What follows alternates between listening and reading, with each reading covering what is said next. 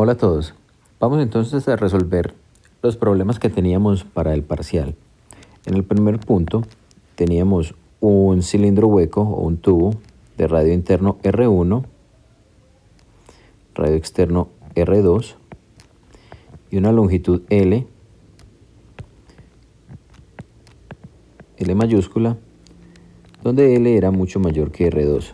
La primera parte del problema nos hablaba de que se introducía un objeto con una carga Q positiva que luego, por un instante de tiempo muy corto, entraba en contacto con la pared interior y nos pedía determinar cómo era la distribución de carga. Entonces, para hacer ese primer punto, debemos analizar entonces cómo es el problema que nos están preguntando. Entonces, vamos a hacer un corte del tubo para entender qué es lo que está ocurriendo. El tubo es un material conductor y tenemos por allí un elemento con una carga positiva más Q. Lo que está sucediendo entonces es que esa carga positiva está ingresando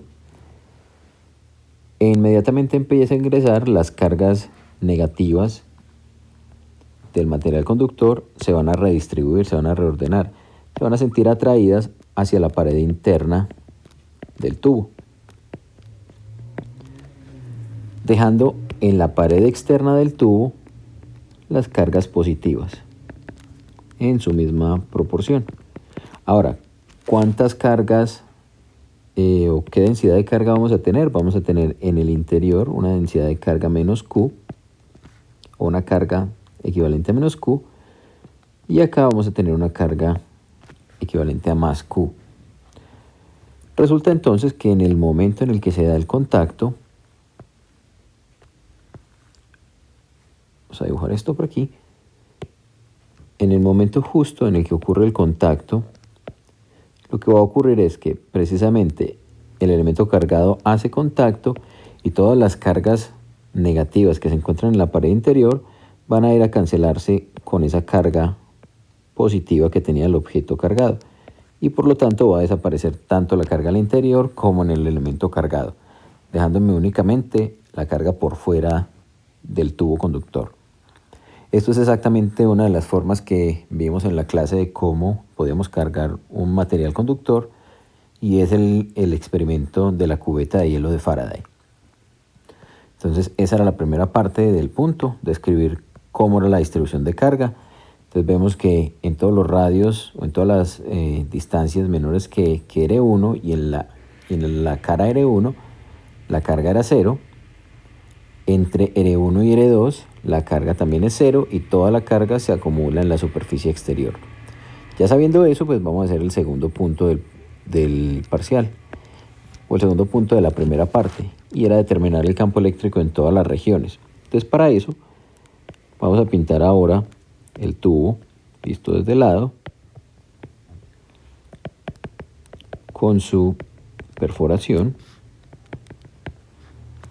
Sabemos entonces que podemos emplear la ley de Gauss esencialmente porque se cumplen dos condiciones: una, la alta simetría del problema, y dos, porque vamos a poder determinar unas regiones donde el campo eléctrico sea paralelo o perpendicular a la superficie de esa gaussiana. Entonces vamos ahora a mostrar entonces cómo en nuestra gaussiana, entonces la primera región que debemos analizar son los radios R menores que R1. Ese sería el radio de la gaussiana. La gaussiana tiene una longitud L. Algunos de ustedes tomaron las longitudes de la gaussiana como si fueran igual de largas, lo cual es una aplicación incorrecta, teniendo en cuenta que no podríamos establecer claramente que el flujo por los bordes sea 0, y eso es la idea en la ley de Gauss.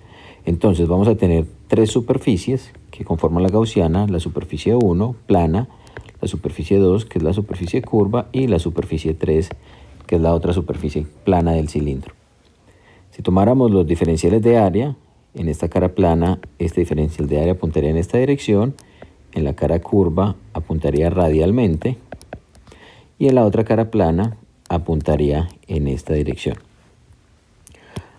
Ahora bien, sabemos que por la simetría del problema únicamente puede tener campos eléctricos que sean radiales, bien sea entrando o saliendo.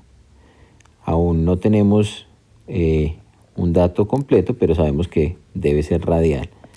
Digamos que el campo eléctrico va a ser entonces radial.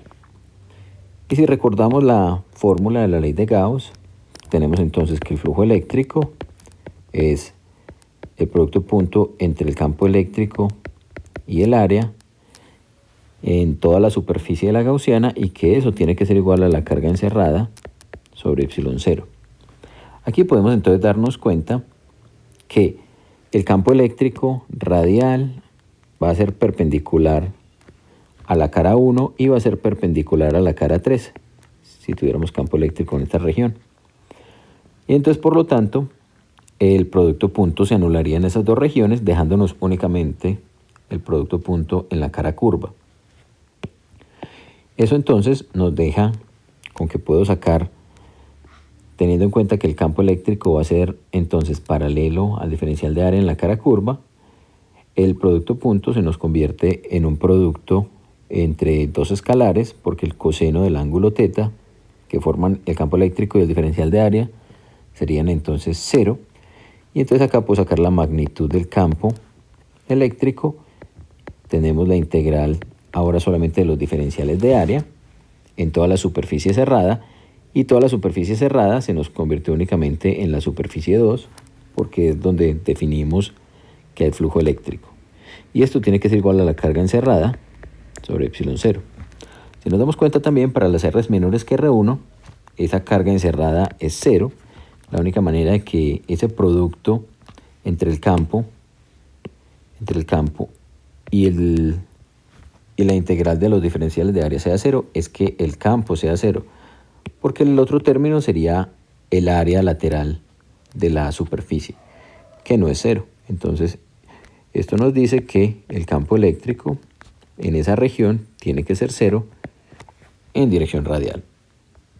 Vamos entonces para la segunda área, o para la segunda zona de análisis, que son los R's entre R1 y R2. Volvemos a tomar nuestra superficie, o nuestro tubo cargado, perdón. Este es R1. Y ahora nuestra gaussiana pues será ligeramente más grande, para que su radio esté entre R1 y R2. Esta nuestra gaussiana también es cilíndrica. Vamos a pintarle sus bordes. Tenemos entonces acá nuevamente los diferenciales de área de esta gaussiana en esta cara apuntan en esta dirección, sobre esta otra tapa apuntan en esta dirección, y sobre la tapa lateral apuntan radialmente. Por la misma analogía que hicimos, el campo eléctrico entonces va a ser también paralelo sobre esa región 2, y el flujo eléctrico se va a cancelar si estamos considerando la cara 1 o la cara 3. Entonces aquí directamente aplicamos nuevamente nuestra ley de Gauss. El flujo eléctrico es el producto punto de A, y esto es igual a la carga encerrada sobre epsilon 0. De aquí nuevamente, como solamente estaríamos analizando la cara 2, podemos sacar la magnitud del vector campo eléctrico. Quedamos entonces con la integral de los diferenciales de área sobre la cara 2, y esto es la carga encerrada sobre epsilon 0. Y acá nuevamente nos damos cuenta que esto está encerrando nada de carga, porque si recordamos, la distribución final, como quedaba el tubo cargado después de que entraba en contacto, era sin carga también en toda la región, lo cual es consecuente con el hecho de que los conductores no alojan carga en el volumen, sino únicamente en la superficie. Y entonces esto nuevamente nos lleva a que el campo eléctrico, mejor pongámoslo de una vez vectorial, también es un campo nulo. Por último nos quedan las distancias R mayores que R2. Volvemos a tomar nuestro tubo cargado. Ahora tenemos que tener mucho cuidado, porque sabemos que la gaussiana va a encerrar la parte externa, la parte de la superficie externa del tubo cargado. Tenemos entonces aquí, esta es nuestra gaussiana. Ahí.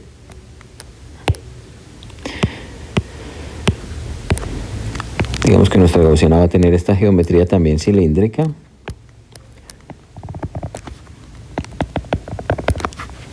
Donde los diferenciales de esa gaussiana, pues acá en la cara 1 vamos a tener un diferencial de área apuntando en esta dirección. En la cara 2, conservando la misma notación que teníamos, vamos a tener diferenciales de área apuntando en esta dirección radial. Y en la cara 3 vamos a tener diferenciales de área apuntando en esta dirección. Nuevamente el campo eléctrico, esperamos sea paralelo en la cara 2 y perpendicular en la cara 1 y en la cara 3. Y acá nuevamente entonces vamos a definir para esa longitud L cuánto es el flujo eléctrico. El flujo eléctrico entonces es la integral del producto del campo eléctrico, producto punto entre el campo eléctrico del área, y esto es la carga encerrada sobre epsilon 0. Acá nos damos cuenta entonces de lo siguiente. Ahora podemos nuevamente sacar el campo eléctrico. Asumimos entonces que en la cara 1 y en la cara 3 no hay flujo eléctrico. El campo eléctrico entonces, la magnitud del campo eléctrico multiplicará entonces a la integral del diferencial de área, y eso tiene que ser igual a la carga encerrada sobre epsilon 0. Tenemos entonces el área. Esta área hace referencia al área de la gaussiana.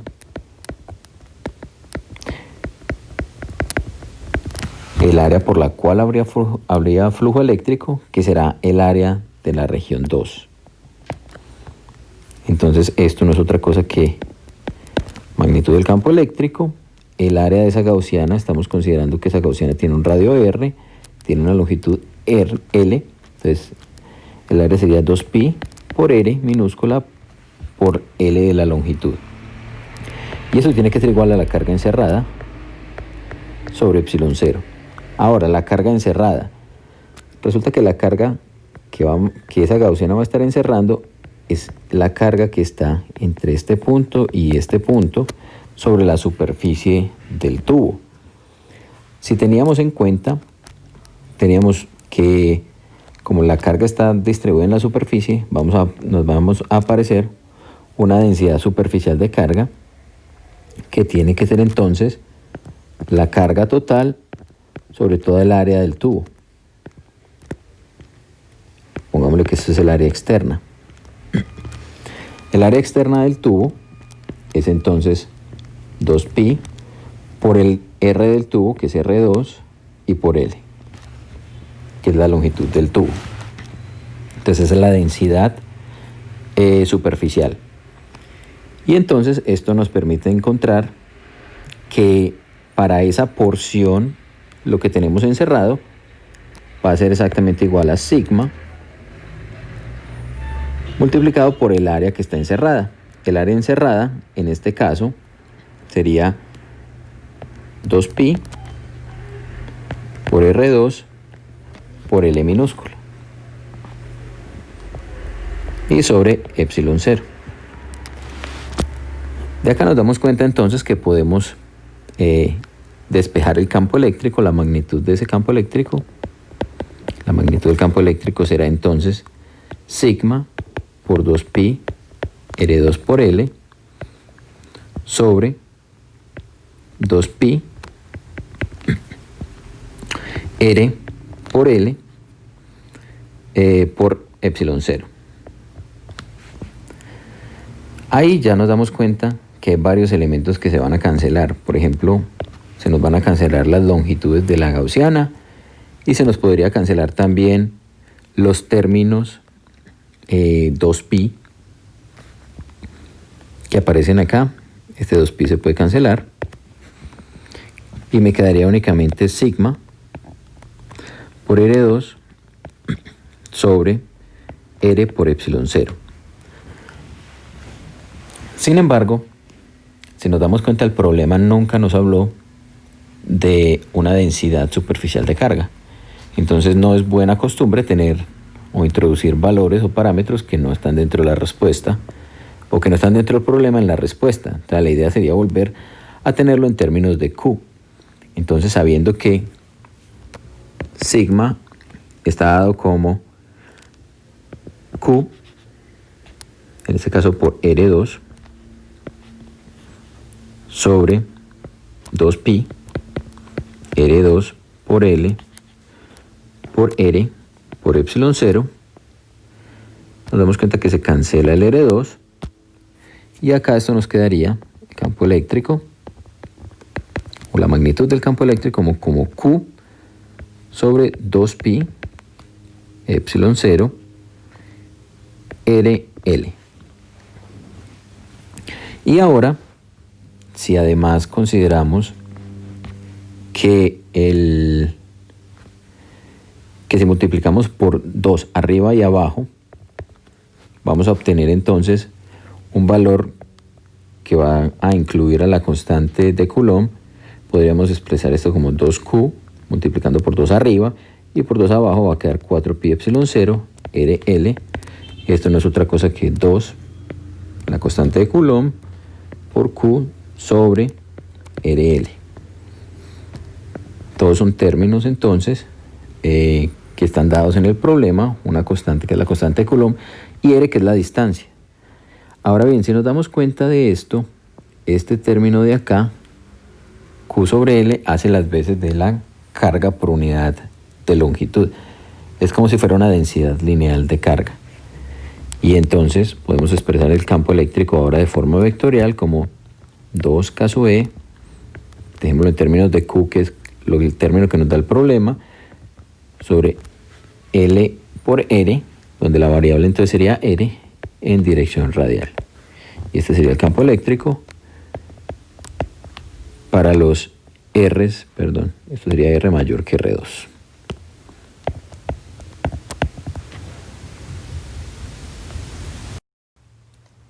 Para el segundo punto, teníamos una distribución de carga que tenía una geometría como esta. Pues si la dibujamos sobre el plano XY, tendría esta configuración, donde tenemos una semicircunferencia unida a dos líneas de carga rectas. Teníamos también entonces que la densidad lineal de carga la llamábamos lambda, y recuerden que entonces lambda sería la carga por unidad de longitud, o el de Q de L. Si analizamos la simetría del problema, pues nos damos cuenta que no es un problema que podamos resolver por la ley de Gauss. Sin embargo, la simetría que tiene con respecto al eje Y nos permite entonces determinar lo siguiente. Si nosotros, por ejemplo, tomáramos un diferencial de longitud en esta región, un dq en esta región, este diferencial nos va a producir en el punto de interés del problema una contribución al campo eléctrico que apunta en el sentido de las X positivas. Esta sería la contribución al campo eléctrico. Y de manera simétrica podemos tomar un diferencial de carga en esta región y eso nos va a generar un diferencial de campo eléctrico que apunta en este sentido. Entonces, directamente podemos darnos cuenta que se anulan todas las contribuciones de campo debidos exclusivamente a esas líneas rectas, quedándonos únicamente con el problema resumido, que sería el problema de la línea de carga en forma de semicircunferencia, teniendo entonces que los puntos de acá serían el punto menos A y el punto A. Esto es un diferencial, este sería el arco teta que barre, y acá tendríamos un radio de esa semicircunferencia igual a A. Si hacemos el mismo análisis que hicimos para la simetría, nos damos cuenta que si tomamos un punto o un diferencial de carga sobre el arco, eso nos va a producir un diferencial de campo eléctrico en esta dirección, que podemos descomponer en una componente en la dirección Y, considerando el eje Y y el eje X, este sería el diferencial de campo en la dirección Y, y acá tendríamos el diferencial de campo en la dirección X. También nos damos cuenta entonces que acá vamos a tener si tomamos simétricamente un punto con respecto a esta posición, entonces el campo eléctrico, o el diferencial de campo eléctrico que va a tener esta diferencial de carga que tenemos por aquí, va a apuntar en la dirección alejándose. Y entonces acá también la misma historia, podemos descomponerlo en un diferencial de campo en Y y un diferencial de campo a lo largo de X.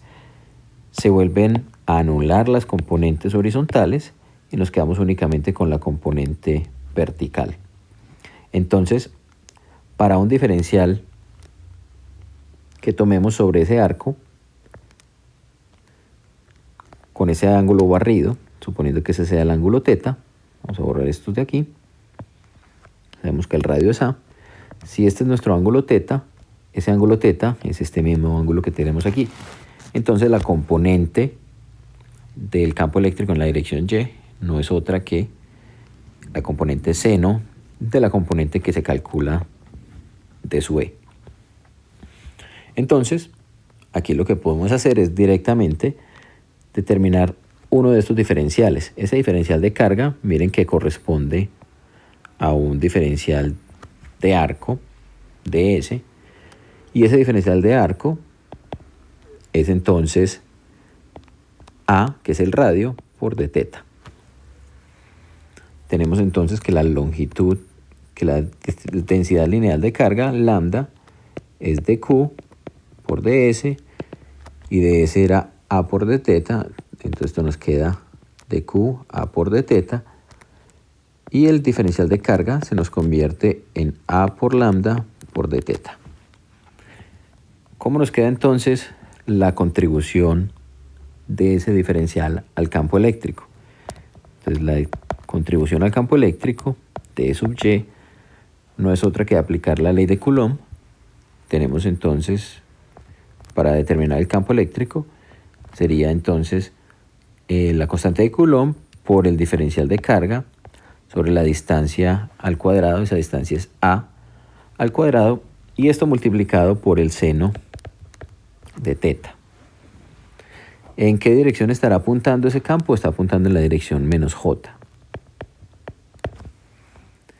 Cuando entonces convertimos ese diferencial de carga en esta expresión que obtuvimos por aquí, el diferencial de campo eléctrico se nos convierte en K sub E sobre A al cuadrado por A lambda de θ, seno de θ, en dirección menos J. Y si tenemos en cuenta que es constante, nos damos cuenta entonces que al integrar a cada lado, podemos entonces encontrar cuánto es el valor del campo eléctrico. Entonces, al integrar obtenemos que el campo eléctrico EY no es otro que K sub E, cancelamos una de estas, o esta A con una de estas A de aquí, por lambda, por la integral entre 0 y pi del seno de θ de θ. Esa integral nos da menos el coseno de θ evaluado entre 0 y pi. Y esto en dirección menos J. Cuando reemplazamos los límites nos damos cuenta que esto es entonces K sub E por lambda sobre A, el menos coseno de pi, menos el menos coseno de 0. En dirección J, en dirección menos J. Y esto entonces, el coseno de pi es menos 1. Con este menos de acá se convierte en más. El coseno de 0 es 1, pero está antecedido por un menos, y ese paréntesis antecedido por otro menos, o sea que sería más. Entonces se me suman 1 más 1. Me quedaría entonces que el campo en Y es 2 veces K sub E por lambda sobre A en la dirección menos J. y ese sería el campo completo. El tercer punto del parcial era una distribución de cargas en las cuales teníamos una carga por acá en el punto, en una esquina, de más 2Q. Por acá en el punto del medio teníamos una carga de menos 7Q. En este otro extremo teníamos una carga de más 4Q. Por acá teníamos una carga de menos 5Q. Al otro lado teníamos una carga de menos 3Q. Por acá teníamos una carga de más 3Q. Acá en el centro teníamos una carga de menos 2Q. Al otro lado teníamos una carga de menos 3Q. Por aquí abajo teníamos una carga de menos 3Q. Al otro lado teníamos una carga de menos 5Q. Y en la parte inferior teníamos unas cargas de menos 4, de más 4Q, de menos 7Q y de más 2Q. Las cargas o el lado de esas distribuciones de carga eran de una distancia D. Y había que considerar entonces cuál era la fuerza que esa distribución de cargas, de todas las cargas que están lateralmente, ejercían sobre la carga central de menos 2Q. Entonces aquí el problema también había que analizar las simetrías del mismo y nos dábamos cuenta entonces que, por ejemplo, teníamos una carga de más 2Q, pero que sobre la misma línea de acción teníamos otra carga de más 2Q y que por lo tanto su efecto sobre la carga de menos 2Q se contrarresta y se anula. Del mismo modo teníamos por acá una carga de más 4Q en esta esquina y más 4Q en la otra esquina. Son cargas que se anulan. La carga de menos 5Q y esta de menos 5Q están a la misma distancia. Su efecto sobre la carga de menos 2Q se anula. Y por acá tenemos también una carga de menos 3Q con una carga de menos 3Q. Su efecto se anula. Y finalmente tenemos una carga de menos 7Q y una carga de menos 7Q. Su efecto sobre la carga de menos 2Q se anula. El problema entonces se reduce a la distribución de cargas que tenemos allí, más 3Q a un lado, menos 3Q al otro lado, y en el centro la carga de más 2Q. Si a estas cargas las llamamos la carga 1, la carga 2 y la carga 3, podemos establecer entonces unos vectores unitarios, uno que apunte desde la carga 1 a la carga 2 y otro que apunte desde la carga 3 a la carga 2. Y de allí podemos entonces directamente determinar la fuerza por medio de la fuerza de Coulomb, teniendo en cuenta el principio de superposición. Entonces la fuerza no será otra cosa que la fuerza que 1 ejerce sobre 2 más la fuerza que 3 ejerce sobre 2. Y eso lo expresamos entonces como la constante de Coulomb por la carga 1, que en este caso es más 3Q, multiplicado por la carga 2, que en este caso es menos 2Q, sobre la distancia que la separa. La distancia sería d medios elevado al cuadrado, d medios elevado al cuadrado, en la dirección del vector unitario R12. R12. Y esto lo sumamos con la constante de Coulomb, la carga 3, que en este caso es menos 3Q, la carga 2, que es menos 2Q,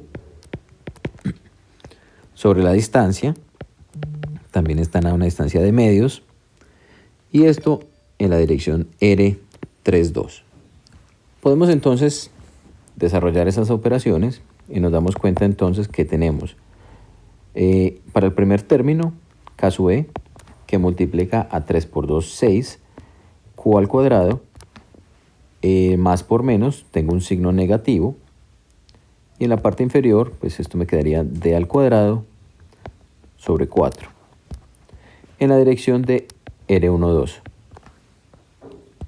más K sub E, menos 3 por menos 2, da 6, Q al cuadrado, el signo menos con menos se anula, sobre D al cuadrado sobre 4, en la dirección R32.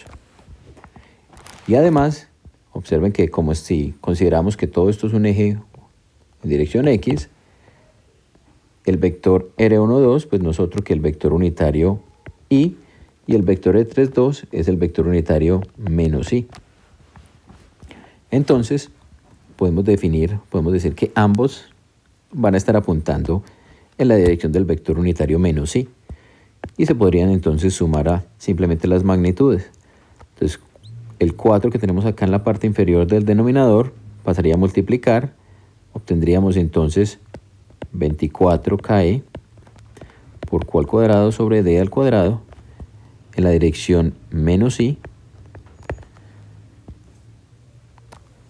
Y se suma con, también este 4 pasaría a sumar, 24, a multiplicar 24KE Q al cuadrado sobre D al cuadrado en la dirección menos I. Al sumar esos dos términos obtenemos entonces la respuesta, que sería 48K sub E Q al cuadrado sobre D al cuadrado en la dirección menos I. O también podría expresarse con el menos fuera y la respuesta en la dirección I. Este es el valor de la fuerza que esas dos partículas, o que toda la configuración de cargas, ejerce sobre la partícula que se encuentra en la posición central.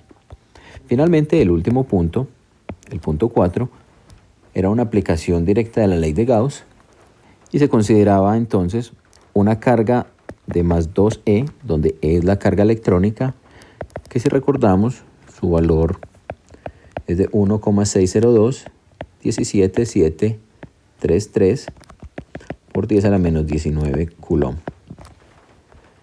Esa carga se dice que está encerrada en el centro de una figura geométrica que es un octaedro. El octaedro es una figura geométrica regular conformada por 8 triángulos, donde todos sus triángulos son iguales, y se preguntaba por el flujo eléctrico por una de sus caras. Entonces, una de sus caras sería 1/8 del total del área del elemento. Y si además tenemos en cuenta la ley de Gauss, podemos entonces tener en cuenta que el flujo eléctrico era la integral cerrada de E punto de A, pero esto es lo mismo que tener la carga encerrada sobre epsilon 0. Entonces, olvidando esta parte integral, el flujo eléctrico es exactamente igual a la carga encerrada sobre epsilon 0. Ese sería el flujo total. Si adicionalmente tenemos en cuenta que esto va a ocurrir sin importar la geometría de la superficie, yo puedo entonces encerrar esto en una geometría esférica, y por una de las caras lo que va a tener es 1/8 de ese flujo total. Entonces el flujo eléctrico por una cara no es otra cosa que la carga encerrada sobre 8 epsilon 0. Y epsilon 0 toma el valor de 8,85, 41, 87, 81, 761 por 10 a la menos 12 Coulomb cuadrado sobre Newton metro cuadrado. Cuando reemplazamos esos valores, reemplazando los valores, vamos a encontrar que la respuesta, con todas sus cifras decimales, o con la mayor cantidad de cifras decimales posibles, sería 4,52, 37, 84, 00765 por 10 a la menos 9 Newton por Coulomb por metro cuadrado. Y la pregunta pedía entonces expresar ese valor, el flujo eléctrico por una cara, con un total de 4 cifras significativas. Observamos entonces que el valor, el 4 es una de esas 4 cifras significativas, el 5, el 2. La siguiente es nuestra cifra significativa dudosa, que debemos entonces, como va seguida de un 7, redondear a 4 y ya ahora sí expresar el resto de la notación científica para el valor completo de la ecuación. Entonces esta sería la respuesta. Muy bien, estos serían entonces los puntos que hacían parte de este parcial.